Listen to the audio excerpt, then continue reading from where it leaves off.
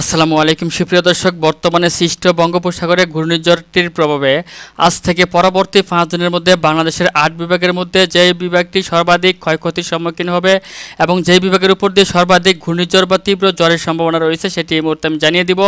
আজ থেকে পরবর্তী 5 দিনের মধ্যে বঙ্গোপসাগরে সৃষ্ট এই নিম্নচাপটির প্রভাবে সর্বাধিক বৃষ্টিপাত এবং ক্ষয়ক্ষতির সম্মুখীন হবে রংপুর বিভাগ এবং রংপুর বিভাগের পঞ্চগড়, দেবীগঞ্জ, তারপর হচ্ছে ঠাকুরগাঁও, পীরগঞ্জ, জলঢাকা, রংপুর, সৈয়দপুর, লালমনিরহাট সহ রংপুর বিভাগের প্রত্যেকটি জেলার উপর দিয়ে অতি মাত্রায় ভারী বৃষ্টি সহ বজ্র বৃষ্টিপাত হতে থাকবে।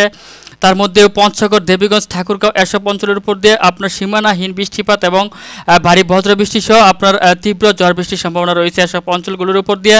তারপরে আমি দেখতে পাচ্ছি যে ময়মনসিংহ এবং সিলেট বিভাগের উপর দিয়েও অত্যন্ত ভারী বৃষ্টি সহ বজ্র বৃষ্টিপাতের আশঙ্কা রয়েছে বর্তমানে এই নিম্নচাপের প্রভাবে। এবং এই ঘূর্ণিঝড়টি বর্তমানে কিন্তু আপনার ভারতের উপরে অবস্থান নিচ্ছে এবং এটি ধীরে ধীরে আপনার ভারতের পশ্চিমবঙ্গ হয়ে আপনার বাংলাদেশের উপরেও আঘাত হানার সম্ভাবনা রয়েছে এবং এরই ধারাবাহিকতায় আগামী 5 দিনের মধ্যে সর্বাধিক বৃষ্টিপাত কিন্তু ময়মনসিংহ এবং সিলেট বিভাগের উপর দিয়েও রয়েছে। সিলেট এবং ময়মনসিংহ বিভাগের অধিকাংশ অঞ্চলগুলোর উপর দিয়ে দেখতে পাচ্ছেন যে প্রায় 150 মিলিমিটার পর্যন্ত বৃষ্টিপাতের সম্ভাবনা রয়েছে এবং তীব্র ঝড় বৃষ্টির সম্ভাবনা রয়েছে। তারপরে দেখতে পাচ্ছি যে রাজশাহী বিভাগের উপর অধিকাংশ অঞ্চলগুলোর উপর দিয়ে অতি ভারী বৃষ্টি সহ বজ্র বৃষ্টিপাতের আশঙ্কা রয়েছে এবং রাজশাহী বিভাগের প্রত্যেকটি জেলার উপর দিয়ে আপনারা দেখতে পাচ্ছেন যে সর্বনিম্ন 40 মিলিমিটার থেকে 70-80 মিলিমিটার পর্যন্ত বৃষ্টিপাতের সম্ভাবনা রয়েছে এবং সাথে বজ্র বৃষ্টি সহ তীব্র ঝড়েরও সম্ভাবনা রয়েছে।